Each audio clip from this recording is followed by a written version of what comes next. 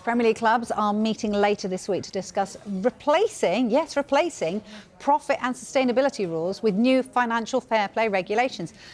I'm looking confused, Kaveh, because hang on a minute, we had FFP, then we've just had this for a very short time, haven't we, this profit and sustainability, and now we're looking at new rules. So where are we and what are they?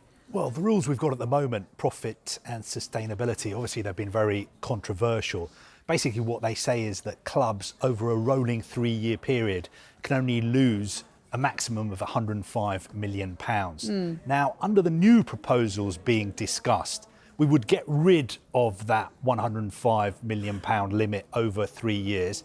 And what you would have is something that would be closer to what UEFA have at the moment, which is based on squad cost ratios. So depending on what your turnover is, you would be allowed to spend, say, 70% of your turnover on player costs. So that would be wages, transfers and agents' fees. So, for instance, if your turnover is £500 million a year, you would be allowed to spend 70% of that, £350 million a year, on player costs. Now, I think it is interesting. Obviously, it would mirror UEFA's rules, but I think it could be controversial as well, because if you're one of the so-called bigger clubs who has a big turnover, you will be able to spend a lot more money on players' transfers, wages, agents' fees than some of the so-called smaller clubs. Yeah, so how are the likes of Luton, etc., going to feel about this? Surely this doesn't help the smaller clubs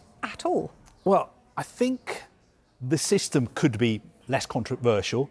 In some ways, it could be fairer, but obviously critics will say, hang on a minute, what this is going to do is just entrench the advantage that the bigger clubs already have. So if you're one of the bigger clubs whose turnover is £600-700 million, you're going to be able to spend £400-500 million a year on players. Whereas if you are a club towards the bottom of the table, whose turnover is only £200 million, you are only going to be able to spend £150 million.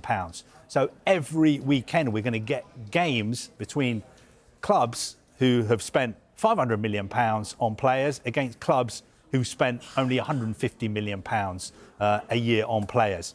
We have that situation already because, you know, the bigger clubs do spend a lot more on transfers and wages than some of the so-called smaller clubs. We have to be very careful how we term them, because people get into big trouble, understandably, when they call some clubs smaller clubs.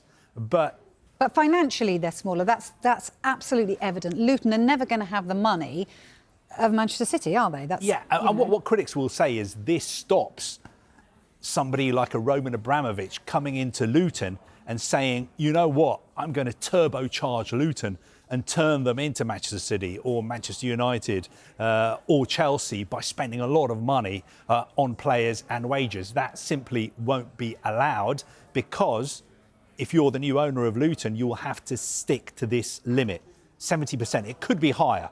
UEFA is 70%. Premier League could be up to 85%. But I think it is going to be controversial. I don't think it's going to be decided this week. It's going to be discussed at this meeting. There won't be a vote, but it is definitely the direction we're travelling in, because the clubs in the Premier League who are playing in European competition have to abide by these rules anyway, because they're UEFA rules. So it makes sense for the Premier League to mirror UEFA's rules. And just before you go, I know I do want to talk about Everton in just a minute, but just in terms of who, I know you said there isn't going to be a vote, but who gets to have a say? Because it's the 20 Premier League clubs. Yeah, I mean, they'll all get to have a say. It will be discussed. There is obviously a range of views, and when it comes to a vote, 14 clubs will have to vote for it to be carried.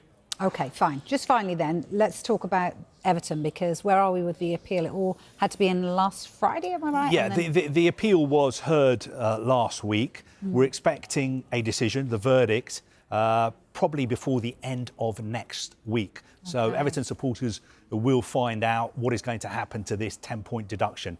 Is it going to stand? Is it going to be overturned? Is it going to be reduced? By the end of next week, I think we'll know. And this whole process has to move quickly, because obviously Everton are facing a second charge So there has to be a new independent commission to hear that case as well. And that has to be heard before the 7th of April.